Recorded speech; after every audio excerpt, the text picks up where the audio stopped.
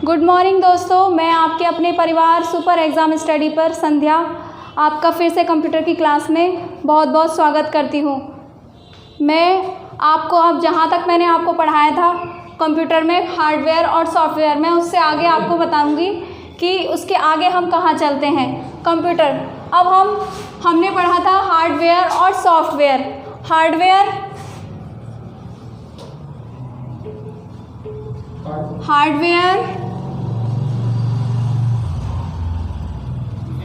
और सॉफ्टवेयर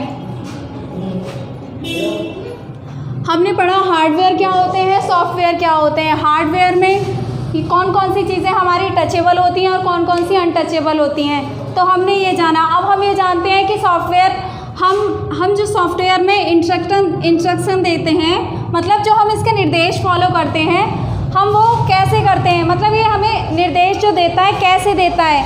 हम चाहे जैसे हमें अगर कोई वीडियो लेनी है, वीडियो या यूट्यूब पे कौन सी चीज़ें डाउनलोड करनी है, यूट्यूब डाउनलोड करना है, मूवी डाउनलोड करनी है, जो भी स्टेप बाय स्टेप हम इसमें करते हैं, स्टेप बाय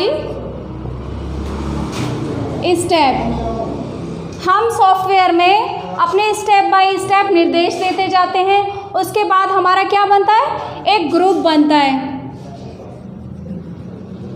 ग्रुप मीन्स क्या होता है, हम 1 2 3 4 जो भी इंस्ट्रक्शन इसको देते हैं वो उस चीज़ को ग्रुप में ले लेता है। मान लीजिए हमने ग्रुप में 10 इंस्ट्रक्शन दिए, 10 निर्देश दिए, तो वो हमारा क्या कहलाता है, एक प्रोग्राम कहलाता है। मीन्स हमारा स्टेप बाय स्टेप वो फॉलो होगा। उसके बाद हमारा इंस्ट्रक्शन पूरा हो जाएगा। उसके बाद हमें जो इनपुट हम डालेंगे, इनपुट मीन्स हम उसको निर्देश दे रहे हैं, मीन्स जो स्टेप बाय स्टेप हम उसको निर्देश दे रहे हैं वो प्रोसेस करेगा। प्रोसेस करने के बाद वो हमें आउटपुट देगा, मीन्स परिणाम देगा। उसके बाद परिणाम देने के बाद हमें पता चलेगा कि हमने जो जो उसमें इंस्ट्रक्शन दिए, निर्देश फॉलो करने के लिए कहा हमने, वो उसके बाद हमें जो परिणाम दिखा रहा है उसी को हम आउटपुट कहते हैं, जिसे हम प्रोग्राम में कन्वर्ट कर देते हैं। उसके बाद अगर हम ये कहें कि 4-5 इंस्ट्रक्शन दिए हैं तो भी हमारा वो ग्रुप में ही कहलाएगा, क्योंकि ये जो स्टेप बाय स्टेप हम करते हैं ये एक ग्रुप में ही बनाया जाता है और उसको ही हम प्रोग्राम बनाते हैं। प्रोग्राम को ही हम group by group means step by step चलते हैं, निर्देश देते हैं, प्रोसेस होता है, आउटपुट मिलता है हमें हर चीज़ के लिए। मान लीजिए हमें कंप्यूटर में हमें किसी वेब पे जाना है, किसी भी वेबसाइट पे जाना है, या हमें कोई भी चीज़ें डाउनलोड करनी है, मूवी डाउनलोड करनी है, म्यूज़िक डाउनलोड करना है, या मान लीजिए हमें कोई अपनी स्टडी से रिलेटेड कोई भी टॉपिक लेना है, कंप्यूटर के बारे में ही लेना है या साइंस के बारे में लेना है, तो हमें लगता है कि हमें स्टेप बाय स्टेप आगे जाना पड़ेगा।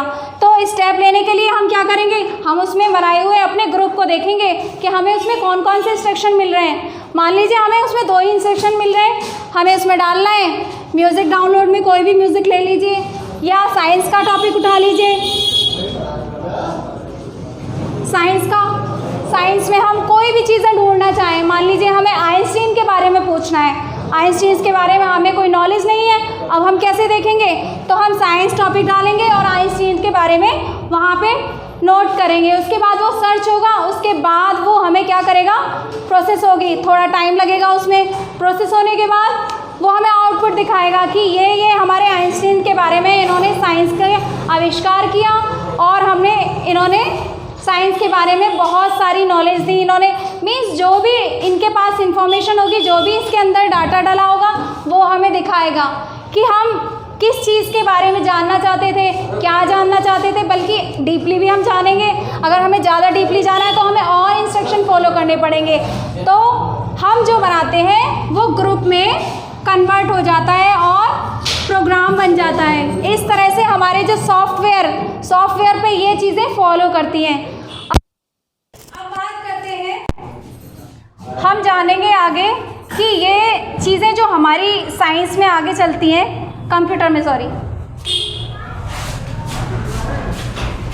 अब हम देखते हैं इसके अंदर आपको मैं ये बताना चाहूँगी कि ये चीज़ें जो है हमारी डीपली ही दिखाता है, क्योंकि कंप्यूटर एक ऐसी डिवाइस है इलेक्ट्रॉनिक जो सिर्फ इलेक्ट्रॉनों पे ही काम करती है। इलेक्ट्रॉन मीन्स हमें पता नहीं है कि ये अगर मान लीजिए इलेक्ट्रॉन नहीं होंगे तो ये वर्क कैसे करेगा। पहले जो हमारा कंप्यूटर बना था, मतलब फर्स्ट टाइम जो कंप्यूटर बना था हमारा डिफरेंस इंजन,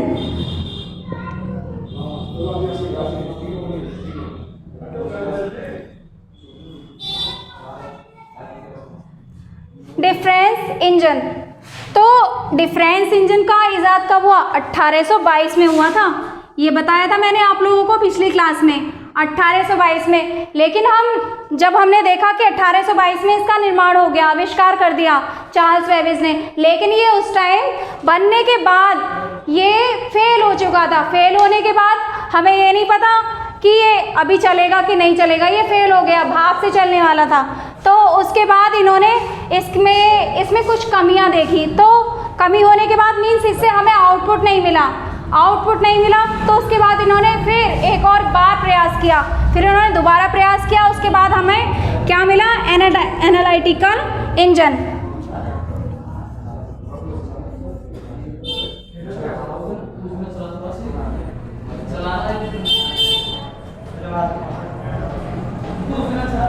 एनालिटिकल इंजन, इसका निर्माण कब हुआ? इसका निर्माण हुआ 1837 में।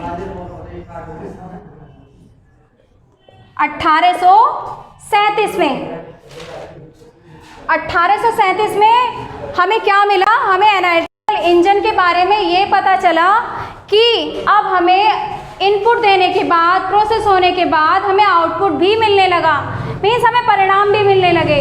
तो इससे पहले जो कंप्यूटर बनाए गए थे उसमें हमें आउटपुट नहीं मिलता था, मीन्स हमें परिणाम नहीं देखने को मिलते थे। अब ये इंजन बन गया, अब हमें ये नहीं पता कि ये चलेगा कैसे, ये काम कैसे करेगा, हमें इस बारे में कुछ भी नहीं पता। तो पिछले जो बनाए हुए कंप्यूटर थे उसमें हमें ये पता था कि ये इस तरह से काम करेगा, लेकिन हमने जब ये इंजन बनाया, ये वाला कंप्यूटर बनाया एनालिटिकल इंजन, तो हमें पता चला कि अब हमें इसमें इनपुट मिलने लगा है, मीन्स हम निर्देश दे रहे हैं, और निर्देश देने के बाद हम जो इसमें प्रोग्रेस हो रही है उसके बाद हमें आउटपुट भी मिल रहा है, मीन्स हमारा काम बिल्कुल प्रॉपर चल रहा है। प्रॉपर मीन्स अब हम कुछ चीज़ें इसमें डालेंगे, हम कुछ पूछेंगे, ये हमें उसमें प्रोसेस करेगा और उसके बाद ये हमें आउटपुट देगा।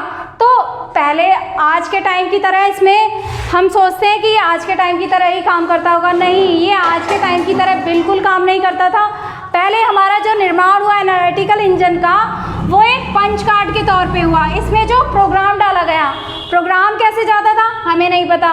प्रोग्राम जब जाता था तो एक पंच कार्ड, इसके अंदर जो वर्क करता था प्रोग्राम, वो पंच कार्ड के द्वारा होता था। पंच कार्ड एक इस तरह से होता था और इसके अंदर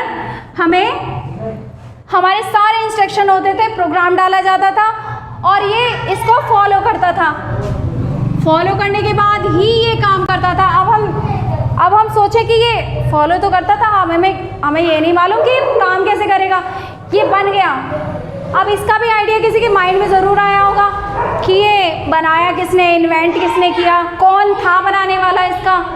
हमने ये कभी सोचा नहीं है इस बारे में, लेकिन मैंने ये सोचा कि ये बना होगा, काम किया होगा, कैसे काम कर रहा है हमें नहीं पता, बन गया। अब हमने सोचा ये किसने बनाया, माइंड में ये ख्याल हमेशा आता है कि ये चीज़ें बन गई है तो कैसे बनी होंगी, किसने बनाई होंगी, कौन था इन्वेंशन करने वाला।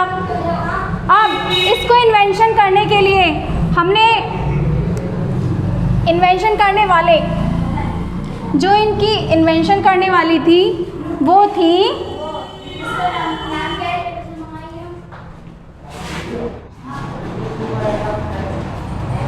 इन्वेंट।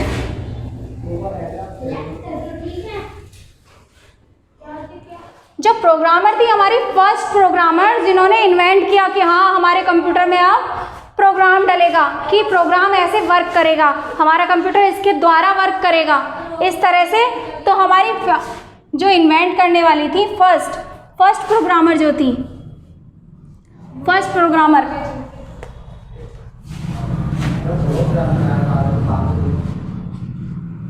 प्रोग्रामर जो थी कौन थी हमारी? Lady Lovelace Augusta. कौन थी? Lady Lovelace Augusta. इन्होंने ही हमारे फर्स्ट प्रोग्राम को इसमें इन्वेंट किया कि हमारा जो कंप्यूटर है वो वर्क किस तरह से करेगा। तो क्या था? लेडी जो हमारी फर्स्ट इन्वेंट करने वाली थी वो थी लेडी लवलेस अगस्ता।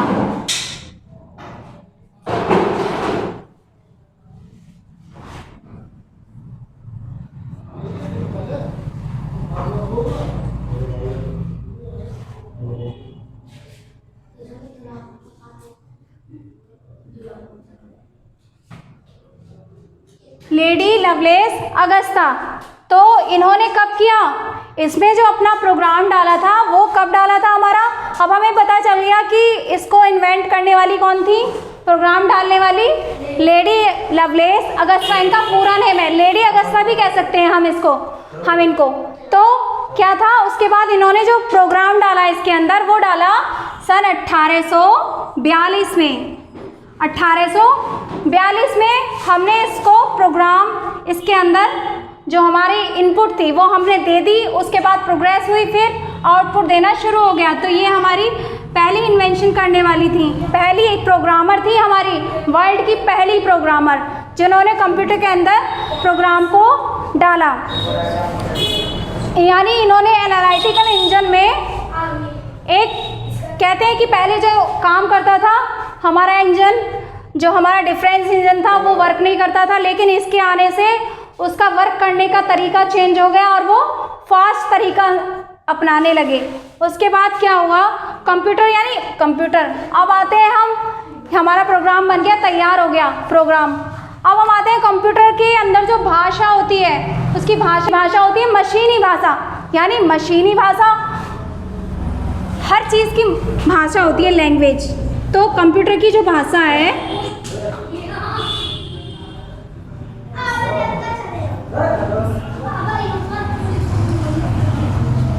कंप्यूटर की भाषा,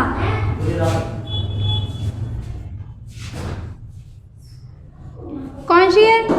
हमारे कंप्यूटर की भाषा है मशीनी लैंग्वेज। वो मशीनी लैंग्वेज में काम करता है। तो मशीनी लैंग्वेज कौन सी है इसकी? बाइनरी कोड, जिसे बोलते हैं हम बाइनरी कोड। Binary code. तो हमारा कंप्यूटर किस में काम करता है? बाइनरी कोड में।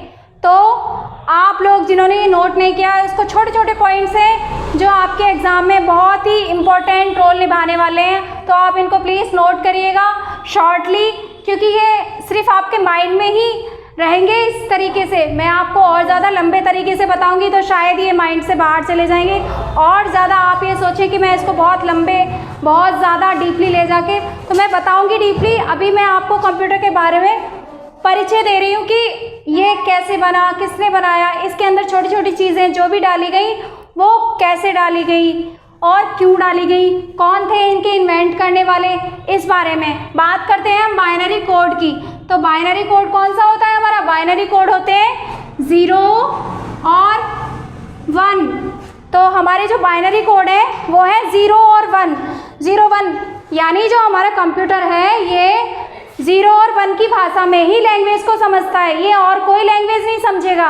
तो हमारा जो कंप्यूटर है बाइनरी लैंग्वेज में काम करता है। तो मतलब हम अगर कंप्यूटर को फॉलो करेंगे इसके इंस्ट्रक्शंस 0 और 1, 0 1 यानी अगर हम फॉलो करें कि 0, इसको हम एक फॉलो देते हैं, हम इंस्ट्रक्शन देते हैं, तो 0 में ये क्या करता है? एक फॉलो करेगा करंट को, मतलब मशीनी भाषा को समझेगा ये कि हमें अगर 0 का इंस्ट्रक्शन मिल रहा है तो मुझे क्या करना है, 1 का मिल रहा है तो क्या करना है। मीन्स 0 का ऑप्शन मिलेगा तो हमें वो ऑन करेगा, 1 का मिलेगा तो ऑफ करेगा, यानी वोल्टेज पास करेगा, करंट पास करेगा ये इसके अंदर।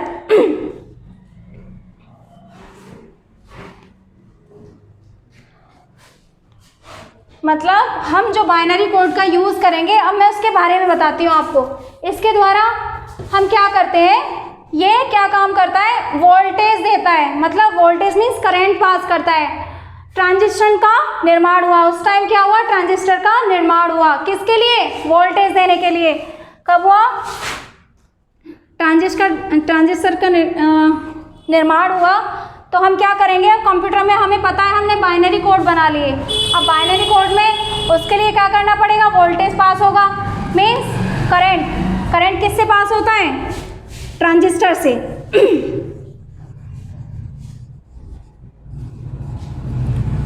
ट्रांजिस्टर, तो ट्रांजिस्टर कैसे काम करता है, ट्रांजिस्टर करंट पास करता है किसमें, बाइनरी कोड की लैंग्वेज में। बाइनरी कोड कौन से हैं हमारे, 0 और 1। तो ये हमारा काम कैसे करता है, 0 और 1 की लैंग्वेज में काम करता है। वोल्टेज, ये वोल्टेज पास करेगा इसके अंदर, वोल्टेज पास करेगा। उसके बाद क्या करेगा, जीरो मीन्स ऑन और 1 मीन्स ऑफ। अब हमें पता है ये ऑन और ऑफ की लैंग्वेज समझेगा, तो अब वोल्टेज तो पास होने लगा, पास के उसके बाद क्या हुआ, वोल्टेज पास होने के लिए किसकी जरूरत पड़ेगी, स्विच की। तो उसके बाद हमें पता चलेगा अगर हम स्विच को ऑन करेंगे तो वोल्टेज पास होना शुरू हो जाएगा, अगर हम ऑफ करेंगे तो वोल्टेज करंट बंद हो जाएगा इसके अंदर जाना। उसके बाद क्या हुआ, उसके बाद आई हमारी IC chip, means IC integrated circuit.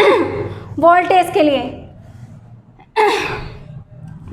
लिए कौन सी चीज़ का निर्माण हुआ, इंटीग्रेटेड सर्किट का। कब हुआ ये हम जानेंगे, कब हुआ। तो अभी हमारा कंप्यूटर बाइनरी कोड में वर्क करने लगा, वो 0 और 1 की लैंग्वेज को समझ लगा। अब इसमें छोटे छोटे ट्रांजिस्टर लगे होते हैं, आईसी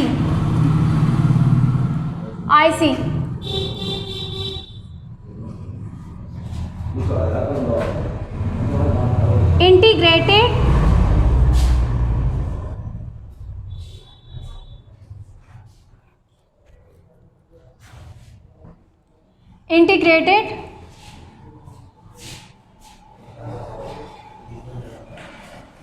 सर्किट, यानी इंटीग्रेटेड जो सर्किट था हमारा, इसके अंदर छोटे छोटे ट्रांजिस्टर लगे होते थे। वो क्या काम करते थे, वो करंट पास करते थे किसमें, हमारे पूरे कंप्यूटर के अंदर करंट पास करते हैं। अभी भी हम इसका यूज़ करते हैं, क्योंकि जो हमारा कंप्यूटर है वो इलेक्ट्रॉनों पर ही वर्क करता है, क्योंकि जब तक उसके अंदर करंट नहीं होगा वो वर्क नहीं करेगा बिल्कुल भी।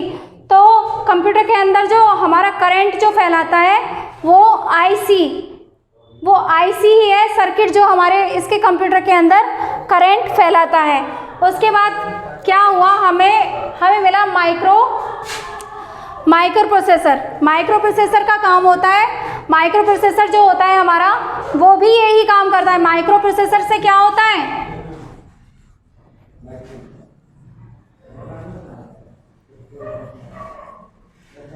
Micro processor. अब इसके बाद आया माइक्रो प्रोसेसर।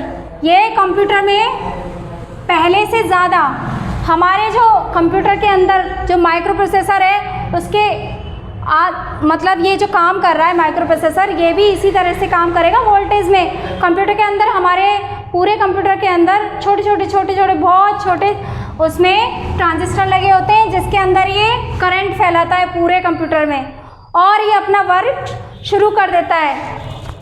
माइक्रो प्रोसेसर का जो काम है वो क्या है, ग्राफिक चिप हुआ, हार्ड डिस्क हुआ और हमारा साउंड कार्ड हुआ, उसमें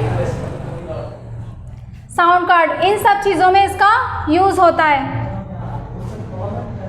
तो हम क्या देखते हैं, अब हमारा माइक्रो प्रोसेसर आ गया, इसके बाद हमें इसका यूज़ करना है। तो हमारे कंप्यूटर पे जो हमारे ट्रांजिस्टर है उस पर रोम और रैम जैसी जो चिप लगी हुई होती है, ये उनको करंट पास करता है और वो हमें आउटपुट देते हैं। उसके बाद आता है हमारा बाइनरी, जो हमने अभी पीछे पढ़ा, बाइनरी कोड जो 0 और 1 है।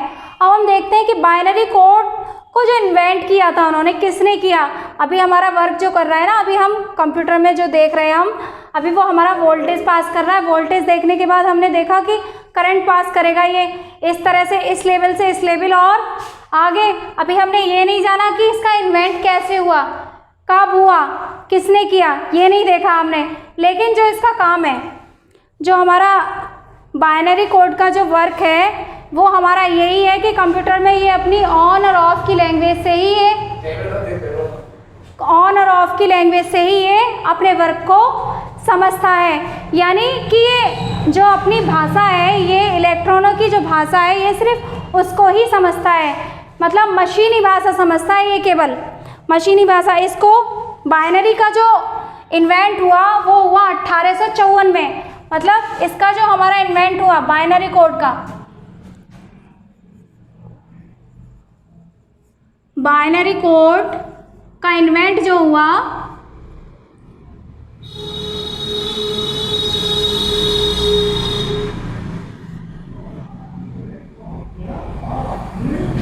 इन्वेंट 1854 में किया, 54 में किया गया।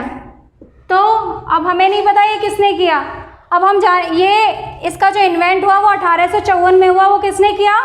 जॉर्ज बूले ने। जॉर्ज बूले ने, इसे हम बाइनरी बूलेन भी कहते हैं।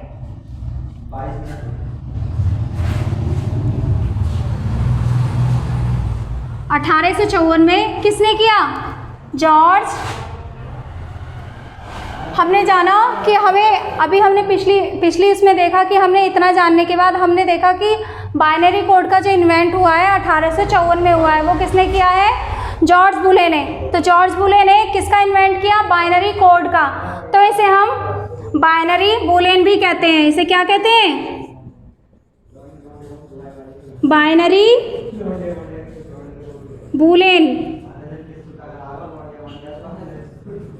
बूलेन, बाइनरी बूलेन, जिसका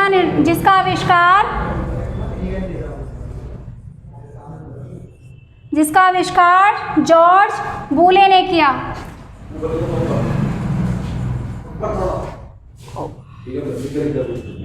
जॉर्ज बूले ने इसका क्या किया? इसको ही इन्होंने इन्वेंट किया 1854 में। तो हमने अपने कंप्यूटर को जाना कि इसका निर्माण कैसे हुआ, इसका जो बाइनरी कोड है वो किसने बनाए, कौन थे इनके इन्वेंट करने वाले। अब हमने कंप्यूटर के बारे में मैंने अपनी क्लासों में आपको बताया, इसका परिचय दिया मैंने। अब हम आगे जानेंगे, जो हमारा नेक्स्ट टॉपिक होगा वो कंप्यूटर का विकास कैसे हुआ। क्योंकि हमारे कंप्यूटर जो थे आज के कंप्यूटर की तरह इतने छोटे नहीं थे, क्योंकि हमारे कंप्यूटर जो थे काफ़ी, मान लीजिए हमारे कंप्यूटर बहुत बड़े हुआ करते थे। कंप्यूटर मान लीजिए कमरे में, जैसे कहते हैं कि कमरे में इतने आ सकते थे, बहुत बड़े हुआ करते थे। इस बारे में हम आपकी नेक्स्ट वीडियो में जानेंगे। अगर आपको मेरी वीडियो अच्छी लगती है तो उसे लाइक कीजिए, बेल आइकन ऑन कीजिए, सब्सक्राइब कीजिए मेरे चैनल को। थैंक यू, जय हिंद। नेक्स्ट वीडियो में मिलते हैं।